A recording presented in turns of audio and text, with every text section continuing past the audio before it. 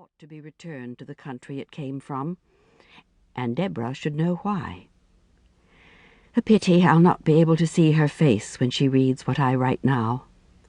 Only 2 people know of my past, and both of them are dead. But Deborah always assumed her father was the man I married. It will be one of those shocks that have to be endured when truth is laid out as bare as the naked lady at Mr. Lasky's. As for Mum, if she happens to be looking over my shoulder from that heaven she always believed in, I'd like her to know that I really learned to roll with the punches, a few too many, I might add, and became a lady after all, with a capital L at that.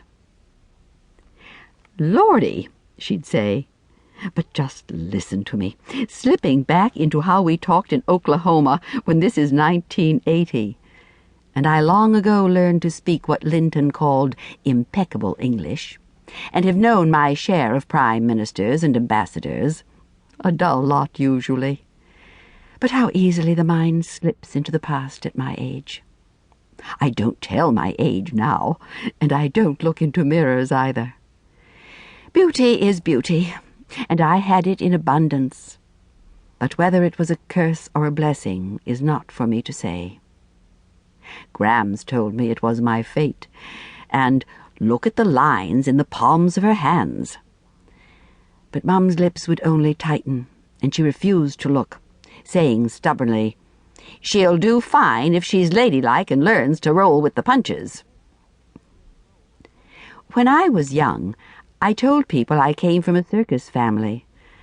But that was long ago, and only half true, because after my father fell from his trapeze and missed the net, dead on arrival, it was said, Mum and Grams left the circus to begin their own plunge down, which ended in their being carny folk. Big time and then ragbag, where Grams told fortunes in the mitt camp, and Mum was in the cooch show, although later, no longer so young, she was the headless woman. If I close my eyes and listen hard, I can hear the sounds now.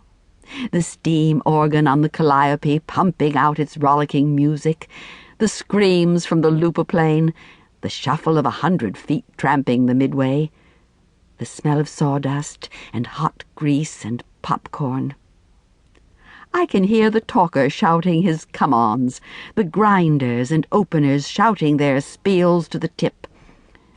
"See the tattooed lady, the sword swallower, only a nickel to see real live man-killing snakes. See the contortionist, the geek. Thrill a minute, folks, thrill a minute. Step up and try your luck at the cat rack, at spin the arrow, a prize every time. The bucket game, skillo, win a doll, win a teddy bear." And since the carny was usually full of strong games, and the fuzz paid off, I would be mingling with the crowds, no longer in boys' overalls, but an innocent child with a ribbon in my hair, and a few ruffles and a washed face, and a vast number of pockets inside my dress for the wallets and bills I collected during the night, handing them to Grams in her tent when my pockets grew stuffed.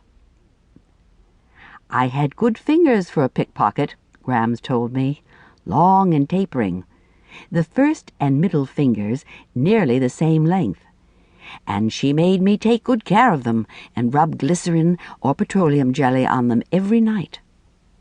With constant practice, I learned all the tricks. It was like conjuring, Grams emphasized, not so different at all from palming coins, needing keenness of eye and quickness, and 2 strong, supple fingers. Picking a pocket was easy enough at the carnival when a mark was intrigued by a game and reached into his pocket for money, advertising where he kept it. But as I gained in skill, Grams saw to it that I practiced now and then on the streets in a village, with her observing from a distance and me carrying a cape or sweater over my arm to conceal what my fingers did. I would bump into a man and apologize, or brush against him, or inquire directions of an amiable-looking one, or in similar manner distract, while my 2 fingers slid into his pocket.